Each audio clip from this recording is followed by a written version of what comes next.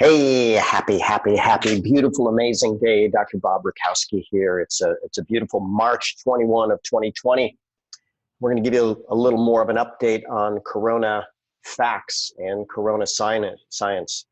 So it's interesting that Germany has suddenly jumped into the top 5 countries with corona cases, but they are an anomaly in that they are having very few deaths. So this was updated a few hours ago. There's 284,000 global cases, 11,000 plus global deaths, with a mortality rate, death rate of about 4%. We take a look at China, and we'll see that China has been stable for a very long time. You'll see that this is not spreading in China. Italy, still very significant. A lot of deaths in Italy. We covered that yesterday. 99% of the people that have died in Italy have had 1, 2, 3, or more other serious health conditions. So this is a little bit tough on those that are vulnerable and those that are aged, right? If you start looking at after the age of 80, the death rate from this virus is 15%. But let's flip that. The survival rate, by the way, is 85%. So if 85% of 80-year-olds can survive, what category are you in? Are you healthy? And by the way, I'm guessing we can all step up our health game, but are you healthy and are you making healthy choices? Iran, the war-torn country, certainly has a lot of cases. Then look at Spain and Germany suddenly jumping in. Spain has a lot of deaths. Germany, 20,000 cases, only 72 deaths, representing less than 0.35%. So why the German anomaly? Well, we know that Germany has a phenomenal ability to test their people. So what does this mean? It means that most cases walking around are not threatening, are not deadly. And in fact, the head of the World Health Organization said that about 80% of people infected are going to have mild cases. So again, I want to tell you that if you feel you've been exposed to something, if you have mild symptoms, let's reserve the healthcare capacity, our medical professionals for those people that are really struggling. Interestingly enough, South Korea also can test 105,000 people per week.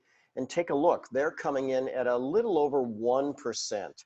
So when we look at the total picture of things, you know, what is the mortality or the lethality of this virus? Well, it's probably somewhere around 1%, which is not going to make it the most killer virus or pandemic that we've ever seen. So you start looking at the number of tests. Fascinating that South Korea has so many, then Germany, then Russia, and then Australia, then Canada, then the US. And I want you to look at all these countries and you'll find out that they have surprisingly low death rates. Is that significant? Oh, I believe it's very significant. So, you know, I've had both extremes call me. I've had, you know, people call me and say, oh my gosh, Bob, is the world coming to an end? No, the world is not coming to an end. I can confidently say that. And then other people are saying, Bob, am I nuts? I'm not worried at all. Well, you know what? If you're young, fit, and healthy, personally, you don't need to be worried. But what about the people that aren't? So that's where those of us that are young, fit, and healthy can shop for people that need it, can provide, you know, a positive outlook, which, by the way, you'd be surprised at how important hope is. So have we found a strategy for this virus? No, we haven't, because it's just too new. We don't really know what's going on with this virus, but this was a 2011 article in Advances in Virology on the SARS coronavirus. And notice it says the better stability of the SARS coronavirus at low temperature and low humidity environment may facilitate its transmission in community and in subtropical areas like Hong Kong, with spring and air-conditioned environments. It also may explain why some Asian countries in tropical areas such as Malaysia, Indonesia, and Thailand with high temperature and relatively high humidity did not have a major outbreak. So can you mimic high temperature, high humidity? Of course you can. Since this impacts the respiratory system, Why not breathe in some steam?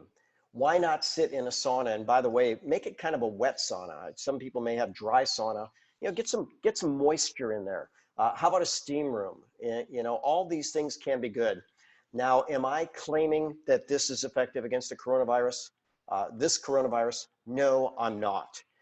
Did it work against another? Yes. Do I believe it's a first do no harm strategy? Absolutely. So how often would I do this? You know what? I would do it frequently if you feel that you're at risk. Maybe as much as 5 to 10 minutes every waking hour. Hey, watch a funny movie, put your face in front of some hot water, right? Not too close. We obviously don't want to hurt our tissue, and breathe in some moist, wet air, hot air. I'm Dr. Bob Rakowski, absolutely knowing that we can all be happy, healthy, and successful.